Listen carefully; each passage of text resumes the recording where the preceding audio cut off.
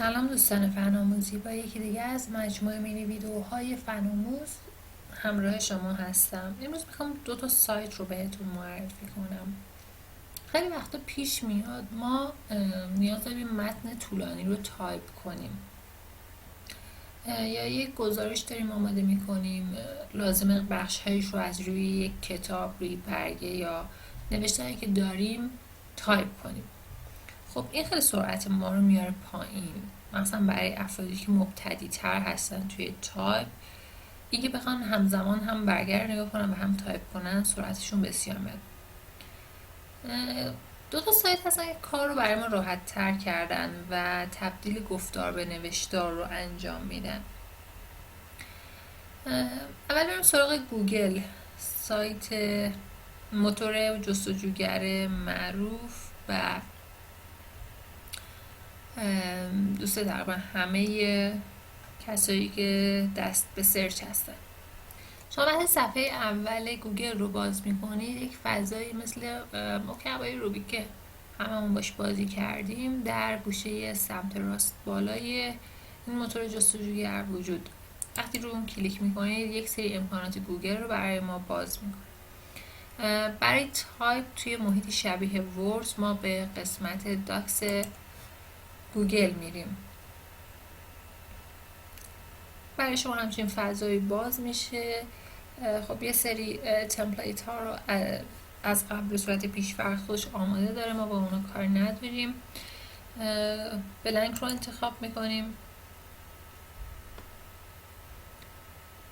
برای ما فضا و محیطی مثل ورد رو باز میکنه.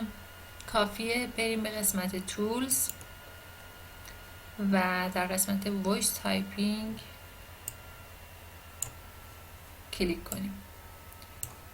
برای شما یک ابزار باز میشه که این ابزار حالا میتونید با نگه داشتنش به هر قسمتی از صفحه که میخواین ببرین.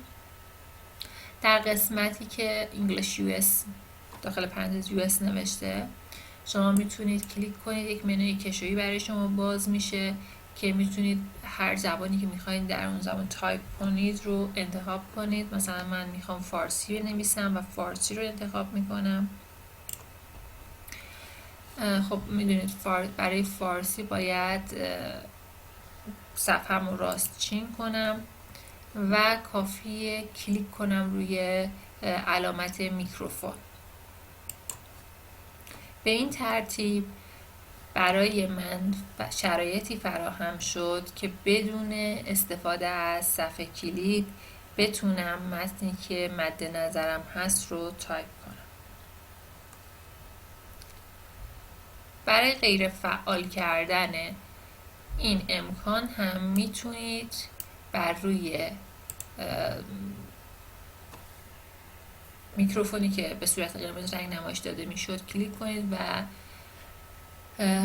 امکان تایپ صوتی رو غیر فعال کنید. سایت دومی که بهتون میخوام معرفی کنم اسپیچ تکستر هست. این سایت هم تقریبا همون کار رو میکنه. فضاش به این شکلی که میبینید، کافیه شما روی استارت کلیک کنید.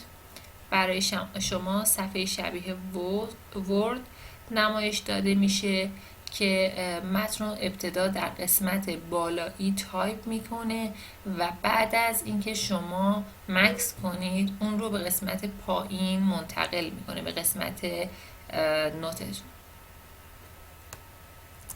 در این سایت امکانات دیگه این هم که وجود داره استفاده از علائم به صورت گفتاریه.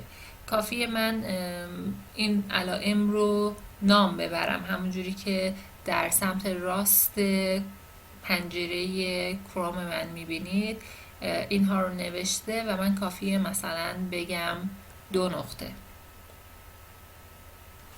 میبینید که 2 نقطه رو به صورت علامت برای من نمایش داد.